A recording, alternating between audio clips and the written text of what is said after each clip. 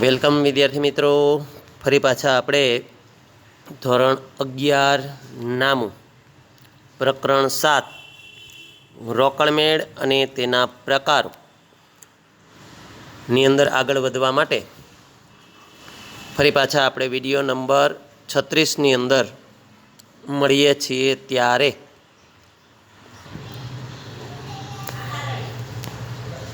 રોકડમેળ એ એક જાતની પેટાનોંધ જ છે. આપણે આગળના વિડીયો નંબર 35ની અંદર છેલ્લે પેટાનોંધો પૂર્ણ કરેલ છે. એમાં રોકડમેળ સિવાયની પેટાનોંધ વિશે આપણે શીખી ગયા, ભણી ગયા, સમજી ગયા. તો હવે આ વિડીયોની અંદર ફરી પાછા આગળ વધીએ. રોકડમેળ અને તેના પ્રકારો. જો આપણે પહેલી મુખ્ય પેટાનોંધ, મુખ્ય 4 પ્રકારોમાંનો એક પ્રકાર એટલે રોકડ અંગેની પેટાનોંધ એ બાકી છે ને, એ આપણે હવેના પ્રકરણમાં ભણશું. આપણે અગાઉ પેટાનોંધોના પ્રકરણમાં કેટલીક પેટાનોંધોનો અભ્યાસ કર્યો. જો પેજ નંબર 157 ઉપર આવી જાઓ, બુક સામે રાખશો. અત્યારે આ વિડીયોની અંદર માત્ર રોકડમેળની થોડીક થિયરી છે એ આપણે જોઈ લઈએ. આ પેટાનોંધ અથવા તો આ પ્રકરણ પણ કંઈ અઘરું નથી. આપણે પેટાનોંધો શીખી જ ગયા છીએ, એટલે આ પણ એક જાતની પેટાનોંધ છે. એટલે હવે આપણને આ શીખતા વાર લાગશે નહીં. તો આ પ્રકરણમાં આપણે પેટાનોંધના મહત્વના પ્રકાર રોકડમેળનો અભ્યાસ કરીશું. રોકડમેળ એક પ્રકારની પેટાનોંધ જ છે. સામાન્ય રીતે કોઈ પણ પ્રકારના વ્યવસાય કે ધંધામાં 2 પ્રકારના વ્યવહારો જોવા મળે. એક રોકડના વ્યવહારો. જો સામાન્ય રીતે મુખ્ય રીતે 2 પ્રકાર, કોઈ પણ ધંધો હોય તો એની અંદર મુખ્ય રીતે 2 પ્રકારે વ્યવહારો થાય. એક રોકડથી અને બીજા સાખ ઉપર, એટલે કે ઉધારના વ્યવહારો. માલ અથવા સેવાની લેતી દેતી થાય, પરંતુ એનું અવેજ તરીકે પૈસા રોકડ ભવિષ્યમાં ચૂકવાય, તો આવો વ્યવહાર છે ને આપણે ઉધાર કે સાખનો વ્યવહાર કહીએ છીએ.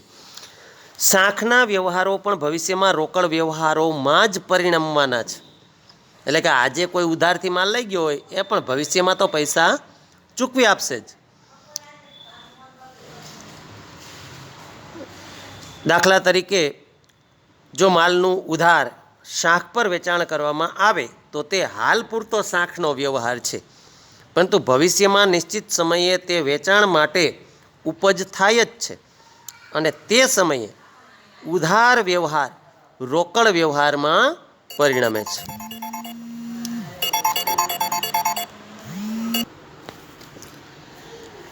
કોઈ પણ વ્યવહાર ઉધારનો વ્યવહાર થાય પછી ભવિષ્યમાં નિશ્ચિત સમયે તે વેચાણ માટે ઉપજ થાય છે, અને તે સમયે ઉધાર વ્યવહાર રોકડ વ્યવહારમાં પરિણમે છે. રોકડ વ્યવહારોની નોંધ માટે આમ નોંધના પેટા વિભાગ તરીકે રોકડમેળ ચોપડાની વ્યવસ્થા છે. જો દરેક પેટાનોંધ છે એ રોકડમેળનો વિકલ્પ છે. તમે પેટાનોંધ બનાવો તો રોકડમેળ રાખવાની જરૂર નથી, અથવા તો જે વ્યવહારો માટે પેટાનોંધ રાખેલી છે એ વ્યવહારોને આમ નોંધમાં નોંધવાની જરૂર નથી. આમ નોંધમાં નોંધો છો એવા વ્યવહારોની પેટાનોંધ રાખવાની જરૂર નથી. આ રીતે રોકડમેળ છે, માનો કે બધા જ વ્યવહારો તમે આમ નોંધની અંદર નોંધતા હો, પણ રોકડના વ્યવહારો તો ધંધામાં વારે વારે થવાના, એટલે એના માટે માનો કે રોકડમેળ બનાવો છો તો પછી એ વ્યવહારો આમ નોંધમાં નોંધવાની જરૂર નથી. એટલે અહીંયા કીધું કે આમ નોંધનો એક પેટા વિભાગ તરીકે તમે રોકડમેળના ચોપડાની વ્યવસ્થા રાખી શકો, એટલે કે રોકડમેળ બનાવી શકો, સીધી રોકડમેળમાં નોંધી શકો. એક જાતની પેટાનોંધ જ છે. હવે રોકડમેળનો અર્થ જોઈએ કે રોકડ વ્યવહારોની નોંધ રાખવા માટે તૈયાર કરવામાં આવતી પેટાનોંધને રોકડમેળ કહેવાય. રોકડના તમામ વ્યવહારો ધંધાની અંદર જેવા બને એવા, રોકડ જાય કે આવે કે તરત એની નોંધ રોકડમેળની અંદર, એટલે કે રોકડમેળના પેટાનોંધમાં નોંધાય. રોકડમેળમાં રોકડ વ્યવહારોની નોંધ કરવામાં આવે છે. રોકડ આવક અને જાવકની નોંધ રોકડમેળમાં કરવામાં આવે છે. રોકડમેળ પરથી નિયત સમયના અંતે રોકડ સિલક જાણી શકાય છે. એટલે કે ધંધામાં જો આપણે ખાલી ચોપડા ઉપરથી જ રોકડમેળ રાખેલો હોય તો 2, 4, 5 દિવસે, 10 દિવસે, 15 દિવસે, મહિને ધંધાની અંદર હકીકતે રોકડ કેટલી છે, એટલે કે સિલક કેટલી છે, એ રોકડમેળ ઉપરથી જ ખબર પડે. તમારા વાસ્તવિક પૈસા ગણવા પડે નહીં. અને પછી ગણો એટલે કે રોકડના ખાનું, આપણું પૈસાનું ખાનું હોય ધંધાનું, તો એની અંદર જે રોકડ સિલક છે એ કેટલી છે એ રોકડ મેળ ઉપરથી ખબર પડી જાય. રોકડ મેળે આમનોંધ અને રોકડ ખાતા એમ બંનેની ગરજ સારે છે. જુઓ, રોકડ મેળ છે એ આમનોંધની અંદર રોકડના વ્યવહારો આમનોંધમાં નોંધો કે રોકડ ખાતામાં, રોકડ મેળમાં એટલે કે રોકડની પેટા નોંધમાં. તો આ છે ને રોકડ મેળ એટલે કે રોકડ અંગેની પેટા નોંધ અલગ રાખેલી હોય તો આમ નોંધમાં પણ નોંધવું પડે અને રોકડ ખાતું પણ બનાવવું પડે નહીં. કારણ કે રોકડની પેટા નોંધ એટલે કે રોકડ મેળ છે એક જાતની પેટા નોંધ પણ છે ને રોકડ ખાતું પણ છે. એટલે કે આમ નોંધ અને રોકડ ખાતા એમ બંનેની ગરજ સરે છે. કારણ કે રોકડ મેળ એ ખાતાના સ્વરૂપે તૈયાર કરવામાં આવે છે એટલે અહીં ખાતું જ બની જાય રોકડનું. ખાતા વહીમાં જેમ આપણે આમ નોંધ અથવા તો પેટા નોંધમાં નોંધેલા વ્યવહારો છે એની ખતવણી ભવિષ્યમાં આગળના સમયે ખાતા વહીની અંદર ખાતાઓ ખોલીને ખતવણી કરવી જ પડે છે. એમ રોકડ અંગેના વ્યવહારો છે એની પણ જો આમ નોંધ કરી હોય તો એની ઉપરથી ખતવણી રોકડ ખાતામાં કરવી પડે. પણ જો રોકડ મેળ બનાવ્યો હોય એટલે કે રોકડ અંગેની પેટા નોંધ રાખેલી હોય તો પછી રોકડ ખાતું બનાવવું પડતું નથી. કારણ કે એ રોકડ મેળ રોકડ અંગેની પેટા નોંધ આપણે જે બનાવીએ છીએ એ જ ખાતું બની જાય છે. એ ખાતું જ હોય છે, રોકડના ખાતાના સ્વરૂપે જ નોંધાય છે. એટલે રોકડ ખાતું બનાવવાની જરૂર પડતી નથી. રોકડ મેળની ઉધાર બાજુ આવક કે આય બાજુ અને જમા બાજુને જાવક કે વ્યય. જો ધંધામાંથી વ્યય એટલે જવું, પૈસા નીકળે, ઓછા થાય, ઘસાઈ જાય, વ્યય બાજુ તરીકે ઓળખવામાં આવે છે. આ રોકડ મેળની વાત છે. પેટા નોંધ તરીકે રોકડ મેળ જોઈએ છીએ ત્યારે એની બંને બાજુ ઉધાર અને જમા એક સાથે જ બનાવવામાં આવે છે. એટલે કે ખાતાના સ્વરૂપે જ. એક પેજના બે ભાગ, એમાં એક સાઈડ એટલે કે ડાબી સાઈડ છે એ ઉધાર રોકડની આવક નોંધવા માટે, જ્યારે જમણી સાઈડનો અડધો ભાગ એ જાવક તરીકે રોકડ જમા તરીકે નોંધવા માટે, જાવકના વ્યવહારો નોંધવા માટે જમા સાઈડ જમણી બાજુનો ભાગ. તો આ રીતે આપણી પેટા નોંધ તૈયાર થશે. રોકડ મેળની ઉપયોગિતા અને એનું મહત્ત્વ જોઈ લઈએ, ટૂંકમાં જોઈ લઈએ. જો તમારે વાંચવાનું જ છે. સમય અને શ્રમનો બચાવ થાય. શું કામ? તો કે આમ નોંધની અંદર એ ન લખવું પડે અને રોકડ ખાતું પણ બનાવવું પડતું નથી.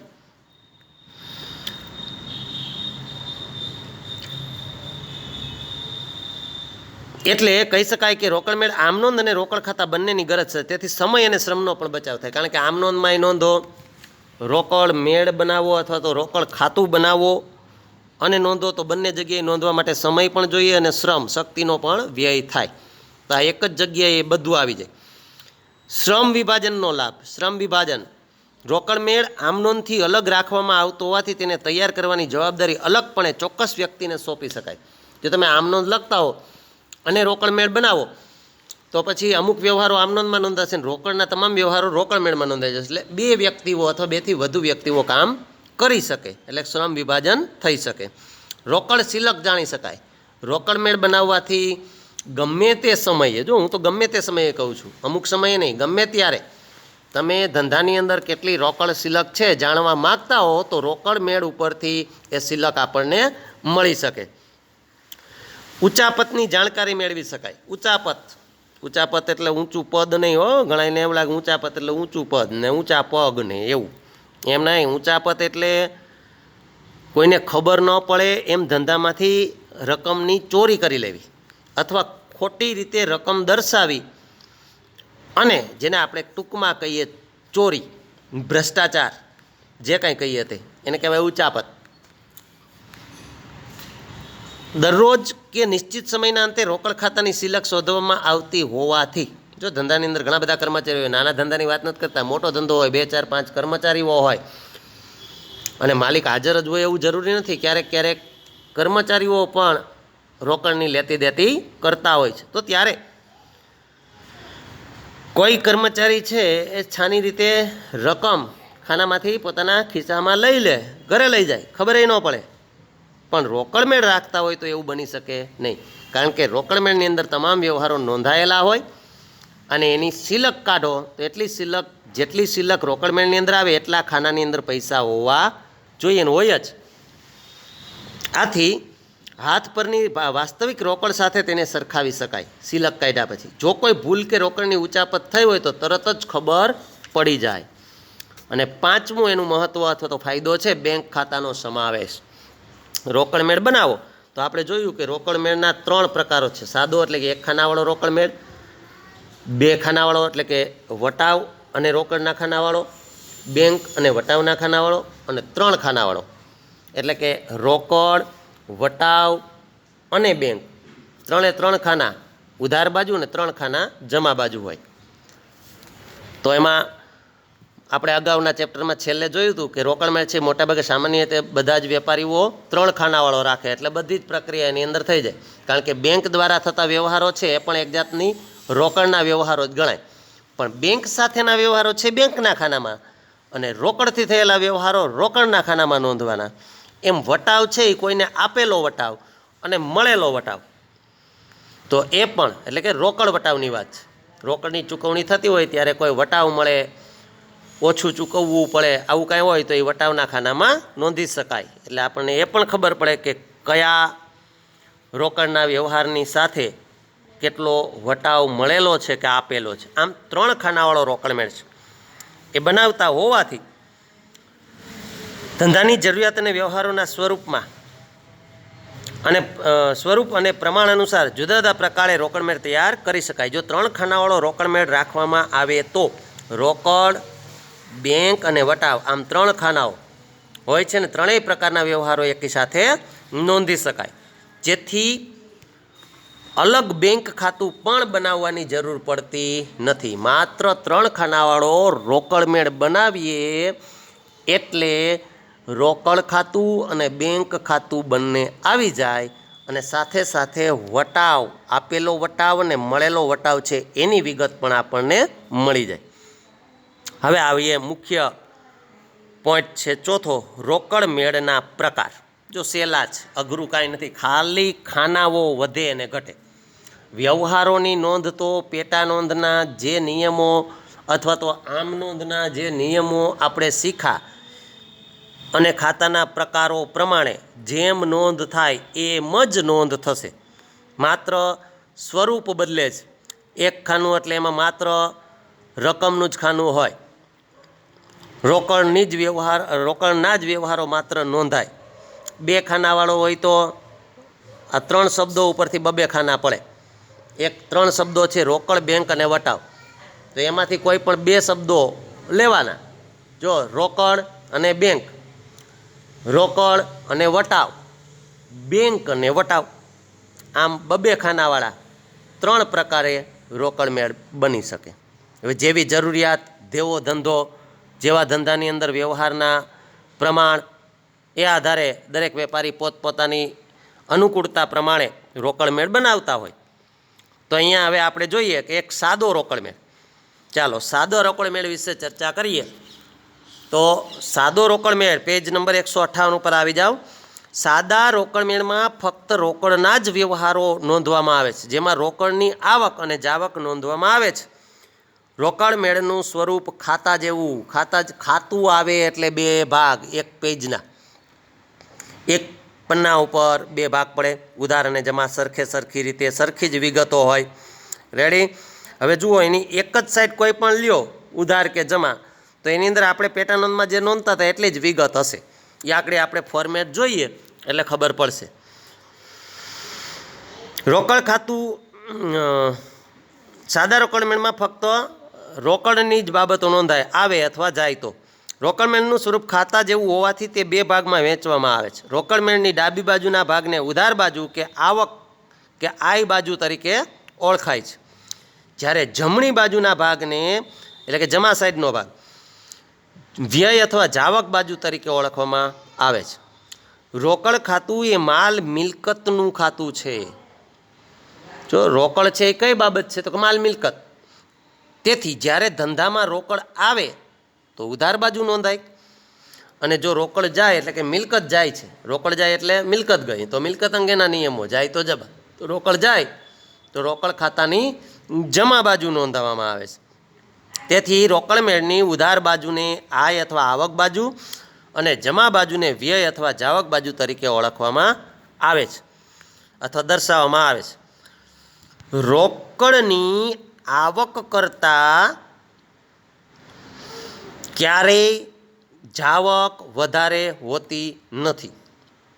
જો તમે સમજી શકો છો, તમારી પાસે જેટલા રૂપિયા આવ્યા હોય રોકડા એનાથી વધુ તમે રોકડ તરીકે ખર્ચ ન કરી શકો અથવા કોઈને આપી ન શકો.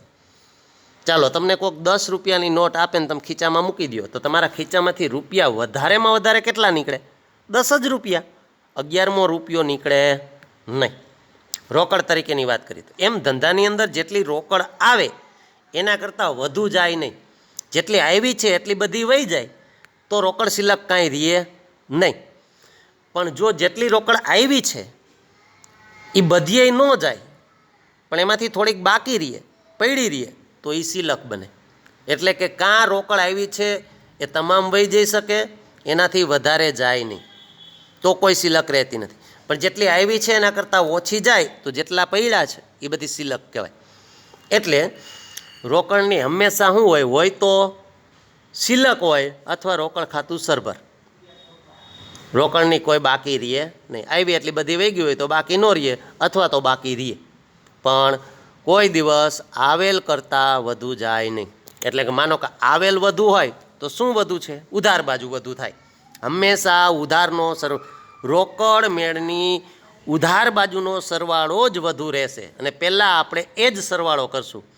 કારણ કે જમા બાજુ કોઈ દિવસ ઉધાર કરતાં જમા નહીં વધે. કાં બે સરખો થઈ જશે, જેટલો ઉધાર એટલો જ જમા. આવ્યા છે એટલા જ જાય, એનાથી વધારે જાય નહીં. તો ખાતું બંધ, તો કોઈ બાકી નીકળશે નહીં.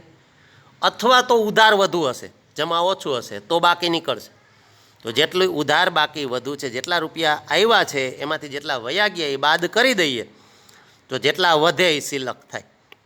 રેડી? હમણાં આપણે ફોર્મેટ ઉપર સમજશું. રોકડની આવક કરતાં ક્યારેય જાવક વધારે ન હોવાથી રોકડ ખાતાની ઉધાર બાકી હોય છે. એટલે બાકી રહે તો કઈ રહે? ઉધાર બાકી, અન્યથા કાંઈ રહે નહીં. તેથી રોકડ મેળની ઉધાર બાજુએ પ્રથમ રોકડ શિલ્લક એટલે કે શરૂઆતની બાકી આગળ લાવ્યા તરીકે દર્શાવવામાં આવે છે. હવે આપણે જ્યારે રોકડ મેળ બનાવવાની શરૂઆત કરીએ ત્યારે માનો કે આગળના વર્ષે પણ ધંધો ચાલુ જ હોય તો આગળના વર્ષે પણ અમુક શિલ્લક રોકડ મેળની નીકળી હોય. જો ન નીકળી હોય તો કાંઈ નહીં, અને નીકળી હોય તો ઉધાર બાકી જ હોય. કોઈ દિવસ શરૂઆતની બાકી તો હંમેશા આપણે દરેક પેટા નોંધ હોય અથવા તો ખાતું હોય તો એની અંદર લખશું. આગળના વર્ષે જે કાંઈ વધ્યું છે એ બીજા વર્ષે ધંધો ચાલુ થાય એટલે લઈ આવવું પડે ને. દાખલા તરીકે જમીન મકાન છે તો આપણે કીધું હતું કે જમીન છે એમાંથી ઘસારો બાદ થઈ જાય, બાકી શિલ્લક છે એ તો પડી રહીએ, એટલું મકાન પાછું બીજા વર્ષે ચાલુ. યંત્ર હોય તો બીજા વર્ષે ચાલુ, એટલે એ શરૂઆતની બાકી કહેવાય બધી. તો એ અહીંયા પણ રોકડની ગયા વર્ષે આખરની બાકી એ આ વર્ષે શરૂઆતની બાકી બને. ગયા વર્ષે આખરની બાકી એટલે કે આખર છેલ્લે રોકડ ખાતું બંધ કર્યું હશે ત્યારે એની પાસે ધંધામાં જેટલા માનો 100 રૂપિયા છે તો એ આખરનો બાકી કહેવાય. આખરની રોકડ શિલ્લક 100 રૂપિયા. તો હવે એના પછીનું વર્ષ ચાલુ થશે એટલે તરત રોકડ ખાતામાં એ આગલા વર્ષની બાકી તરીકે એટલે કે શરૂઆતની, આ વર્ષે શરૂઆતની શિલ્લક ધંધામાં પડ્યા જ છે ભાઈ, કાંઈ ધંધો થયો નથી, ધંધો ખોયલો ભેગો 100 રૂપિયા પડ્યા છે તો એ શરૂઆતની બાકી લખાઈ જાય, શરૂઆતની શિલ્લક. અને રોકડ મેળની અંદર હશે તો ઉધાર બાજુ જ શરૂઆતની શિલ્લક આવશે, જમા બાજુ ક્યારેય નહીં. કારણ કે કોઈ દિવસ રોકડની જમા બાકી હોતી નથી, માત્ર ઉધાર બાકી જ હોય તો, ન હોય તો ન હોય, બેમાંથી એક હોય તો ઉધાર બાકી, નહીંતર નહીં હોય. તો આપણે તરત જ શરૂઆતની શિલ્લક ઉધાર બાજુ નોંધશું કારણ કે ઉધાર બાકી જ હોય. રોકડની આવક કરતાં જાવક ક્યારેય વધતી ન હોવાથી ઉધાર બાકી જ હોય છે. તેથી રોકડ મેળની ઉધાર બાજુએ પ્રથમ રોકડ શિલ્લક એટલે કે શરૂઆતની શિલ્લક બાકી આગળ લાવ્યા તરીકે દર્શાવવામાં આવે છે. અને જમા બાજુએ જો આખર શિલ્લક શોધીને બાકી આગળ લઈ ગયા તરીકે દર્શાવવામાં આવે છે. કારણ કે હવે આપણે માનો કે આ ખાતું આખું રોકડ મેળ છે એ બનાવી લીધો, દરેક આવક અને જાવકના વ્યવહારો નોંધ્યા, તો આપણે અગાઉ ચર્ચા કરી ગયા એમ કયો સરવાળો વધુ હશે? ઉધાર બાજુનો જ, આવક જ વધુ હશે. રેડી? જાવક માનો કે આવક બાજુ 10,000 રૂપિયાનો ટોટલ થયો અને જાવક બાજુ જમા તરીકે આપણે 9,000 ચૂકવા, તો એ જમા બાજુ લખ્યા હશે. તો હજી 1,000 રૂપિયા કઈ બાજુ ઘટે? ટોટલ સરખો કરવા માટે, ખાતું બંધ કરવા માટે જમા બાજુ. કારણ કે ઉધાર બાજુ તો 10,000 છે, આપણે ચૂકવા છે એવા 9,000 રૂપિયા, એટલે જાવક તરીકે 9,000 છે. તો જમા બાજુ 1,000 મૂકી દઈએ એટલે બે બાજુ 10,000 રૂપિયા થઈ જાય. આ મૂક્યા છે 1,000 રૂપિયા, એને શું કહેવાય? બાકી, તફાવત, આવેલા રૂપિયાનો વધારો, ઉધાર બાજુનો વધારો 1,000 રૂપિયા છે. એટલે આપણે અહીંયા મૂકશું સરખું કરવા માટે ઘટે છે એ બાજુ મૂકીએ એટલે જમા બાજુ ઘટે છે. એ બાજુ 1,000 મૂકીએ એટલે બે બાજુનો ટોટલ સરખો, પણ એને બાકી કાઢી કહેવાય. પણ એ બાકી સામેની વિરુદ્ધની હોય. જે બાજુ રકમ ઘટે છે એનાથી વિરુદ્ધની બાકી બોલાય, કારણ કે એ સામેની સાઈડનો જ વધારો હોય. અહીંયા ઘટે છે એટલે મૂક્યા છે. તો આપણે જમા બાજુ 1,000 રોકડ મેળની અંદર જમા બાજુ 1,000 મૂકીએ એટલે બે બાજુ 10,000 થઈ જાય, અને આ 1,000 ખૂટતી રકમ છે એ તફાવત છે, અને ઉધાર બાજુ જે વધારે છે એ છે. એટલે એને કહેશું રોકડ મેળની ઉધાર બાકી, ઉધારનો વધારો છે. ટોટલ વધુ ઉધાર છે, અહીંયા 9,000 છે એટલે એક ઘટ્યા એટલે મૂક્યા ને એને કહેવાય બાકી. રોકડ મેળની બાકી, ઉધાર બાકી એટલે કે સિલક. હવે જુઓ, મેં ઉદાહરણ આપ્યું કે 10,000 ઉધાર થયા, 9,000 જમા થયા, તો એવા એ ધંધાની અંદર સિલક 1,000 ખાનાની અંદર હોવા જોઈએ. પૈસા પડ્યા જ હોય રોકડા 1,000, એ બાકી નીકળી. કારણ કે આવ્યા છે 10,000 ગયા છે 9,000, તો ધંધામાં ખાનામાં 10,000 આવ્યો હોય, એમાંથી 9,000 ચૂકવી દઈએ, ખાનામાં કેટલા પડ્યા રહીએ? 1,000. તો જો આપણી જમા બાજુ ખૂટતી રકમ 1,000, એને કહેશું ઉધાર બાકી, એને કહેશું આખરની. જે સમયે રોકડ મેળ બંધ કરીએ એ સમયે ધંધાની આખરની સિલક કહેવાય. હવે એ ફરી પાછો રોકડ મેળ જો બનાવવામાં આવે તો ત્યાં શરૂઆતની સિલક બની જાય, કારણ કે અહીંથી આપણે લઈ જઈએ છીએ 1,000 રૂપિયા, અને 1,000 રૂપિયા ફરી પાછો ધંધો ચાલુ થાય ત્યારે ખાનામાં પડેલા છે. રેડી? હવે જુઓ તમે ફોર્મેટની અંદર એક જ સાઈડ જુઓ એટલે પેટા નોંધની જ વિગત છે, તારીખ, વિગત. અહીંયા જુઓ 5 નંબર છે, વાં આપણે બિલ નંબર લખતા હતા ને બધા, ઉધાર ચિઠ્ઠી નંબર ને બિલ નંબર, આવક ભરતિયા નંબર ને જાવક ભરતી, એમ અહીંયા 5 નંબર છે. પછી ખાતા વહી પાના નંબર છે અને રકમ રૂપિયા છે. જો આ સાદો પેટા રોકડ મેળ છે, એટલે એની અંદર માત્ર રકમનું ખાનું છે. એવી જ રીતે જુઓ બીજી બાજુ જમા બાજુ, તારીખ, વિગત, વાઉચર. જો અહીંયા આગળ 5 નંબર છે અને ઓલા વાઉચર નંબર છે જાવકમાં જમા. હવે આપણે કોઈને પૈસા ચૂકવીએ એટલે જાય એટલે ત્યાં આપણે એને એક કોઈક ચિઠ્ઠી લખીને આપીએ જેને આપણે બોલીએ વાઉચર, અને આપણને કોઈ વ્યક્તિ દાખલા કે પૈસા આવ્યા છે તો આવે ત્યારે એ ભેગા કોઈક વ્યક્તિ ચિઠ્ઠી મોકલે કેટલા રૂપિયા તમને આપું છું, તો એને પહોંચ કહેવાય. પહોંચ મળેલા પૈસાની આધાર. આપણે કોઈને પહોંચ લખ, એ આપણને એમને પૈસા ન આપે. જો કોઈ વ્યક્તિ આપણી પાસે ઉઘરાણીએ આવે, લેવા આવે, અને આપણે એને અગાઉ ઉધારથી માલ લીધેલો અથવા તો કોઈને મજૂરી ચૂકવવાની બાકી પૈસા આપીએ, એમ એ આપણને આપે, આપવા માટે આપે, બરાબર છે. તો પછી એમ કે લ્યો પૈસા, પણ મને ચિઠ્ઠી લખીને આપો, પહોંચ લખી દો, તમને પૈસા મળી ગયા છે. એટલે આપણે પૈસા લઈ લઈએ અને પહોંચ આપીએ, એ પહોંચના નંબર હોય. તો એ નંબર એ આપણું વાઉચર થયું. એની એક નકલ આપણી પાસે હોય, પણ ઓરિજિનલ તો એને આપણે આપી દીધી 5 નંબર. એમ આપણે કોઈને પૈસા ચૂકવીએ તો આપણને હમું વાઉચર મળે. હા, દાખલા તરીકે આપણે કોઈને ચૂકવણી કરવા જઈએ તો આપણને લખીને આપે કે એટલા પૈસા તમને રૂબરૂ મને મળી ગયા છે, તો એને વાઉચર કહેવાય. ધંધાનું વાઉચર બને, હિસાબો લખવા માટે આધાર બને. તો એ જમા બાજુ વાઉચર નંબર, ખાતા વહી પાના નંબર અને રકમ રૂપિયા. ચાલો અહીં સુધી તો આપણને આવડે જ. જો આગળ પેટા નોંધની અંદર આપણે જોતા હતા કે વેચાણ તો એ વેચાણ જમા જ થાય, વેચાણથી માલ જાય જ, ક્યારે આવે નહીં. એટલે એક જ સાઈડ જમા સાઈડ હતી. ખરીદીથી માલ આવે, ઉધાર જ થાય, જાય નહીં ક્યારેય. ખરીદી કરીએ એટલે માલ જાય આવે. એટલે આપણે એમાં એ પેટાનોંધ ખરીદીની પેટાનોંધમાં એક જ સાઈડ હતી, ઉધાર સાઈડ. પણ રોકડ બાબત એવી છે કે જેની અંદર બંને બાજુ હોય, કારણ કે બે પ્રક્રિયા રોકડની થાય છે ધંધાની અંદર. રોકડ આવે પણ છે અને રોકડ જાય પણ છે. એટલે અહીંયા બંને સાઈડ એક સાથે છે, ઉધાર અને જમા. અને એટલે જ આ એક પ્રકારનું ખાતું પણ બની જાય છે. તો આ રીતે આપણે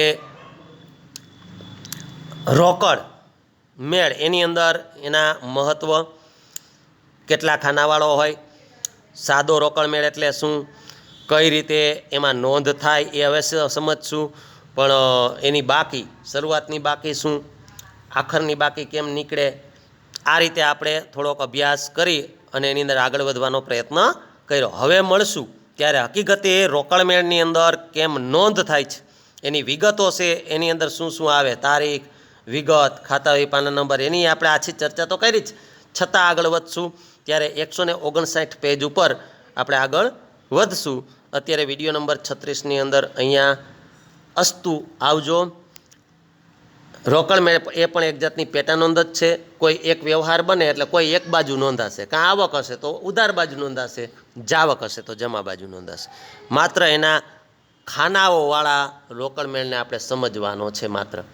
અને એ પણ જેનો વ્યવહાર હોય એ ખાનામાં નોંધાય, રોકડનો હોય તો રોકડ ખાનામાં, વટાવનો હોય તો વટાવ ખાનામાં, અને બેંક સાથેનો વ્યવહાર હોય તો બેંક ખાનામાં.